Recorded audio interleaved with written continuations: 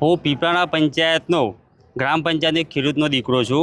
કેટલા સમયથી ખેડૂતનો વિવાદ ચાલી રહ્યો છે.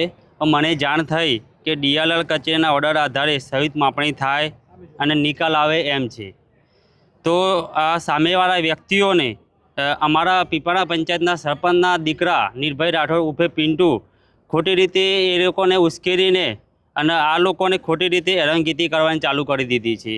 અને રસ્તામાં આવતા જતા લોકોને ટેલિફોનિક અવારનવાર અને મહિલાઓને આગળ કરીને પથ્થરમારો કરાવડાવીને ખોટી રીતે ટાર્ગેટ કરીને હેરાન કરવામાં આવે છે.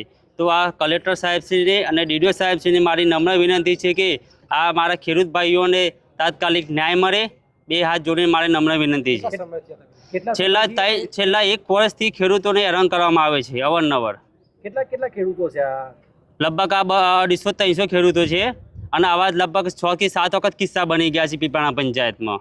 અવારનવાર ટાર્ગેટ કરવામાં આવે છે, ખેડૂતોને હેરાન કરવામાં આવે છે. કેવા પ્રશ્નો છે? પ્રશ્નો કે આ જમીનની બાબતમાં, આ પીપળાણા પંચાયતના કંઈ ગમે તે કંઈ કામ બાબતમાં કામોના વિકાસ માટે અમે અવાજ ઉઠાવીએ તે બાબતે અવારનવાર રીતે ખોટી રીતે અમને હેરાનગતિ કરવામાં આવી રહી છે અત્યારે, અને હોદ્દાનો દુરુપયોગ કરવામાં આવી રહ્યો છે. સરપંચ શ્રી બહાદુરસિંહ રાઠોડ છે પણ એમનો વહીવટ બધો આ નિર્ભયસિંહ રાઠોડ પોતે કરે છે.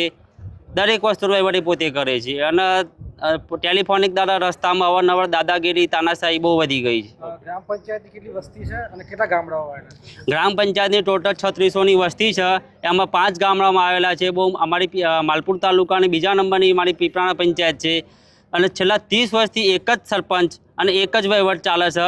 તાનાશાહી, દાદાગીરી અને ગુંડાગીરી એમ જે કહેવા જેવું બધી ચાલે છે એમ. પણ ખેડૂતોને હેરાન કરવામાં આવે છે. એટલે સરકારશ્રીને અને જિલ્લા કલેક્ટર સાહેબશ્રીને, ડીડીઓ સાહેબને મારી નમ્ર વિનંતી છે કે મારા ખેડૂત ભાઈઓને ન્યાય મળે.